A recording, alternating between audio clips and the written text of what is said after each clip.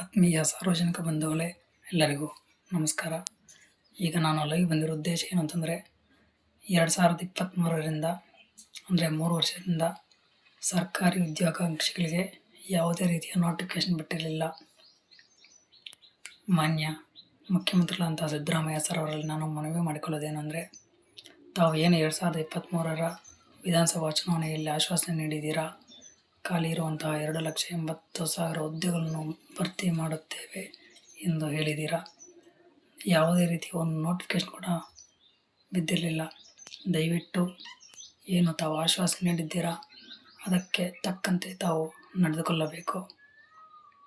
ಸುಮಾರು 40,000ರಿಂದ 50,000 ವಿದ್ಯಾರ್ಥಿಗಳು ತರಬೇತಿ ತೆಗೆದುಕೊಂಡು ರೂಮುಗಳಲ್ಲಿ PGಗಳು ಮಾಡಿಕೊಂಡು ಸುಮಾರು ತಿಂಗಳಿಗೆ 10,000ರಿಂದ 20,000 ಖರ್ಚು ಮಾಡಿಕೊಂಡು ಓದುತ್ತಿದ್ದಾರೆ. ದಯವಿಟ್ಟು ಉದ್ಯೋಗಾಕಾಂಕ್ಷಿಗಳಿಗೆ ನೋಟಿಫಿಕೇಶನ್ ಬಿಡಿ. ಇಲ್ಲವಾದಲ್ಲಿ ಮುಂದಿನ ದಿನಗಳಲ್ಲಿ ವಿದ್ಯಾರ್ಥಿಗಳೆಲ್ಲರೂ ತಮ್ಮ ವಿರುದ್ಧವಾಗಿ ಮತ ನೀಡುತ್ತಾರೆ.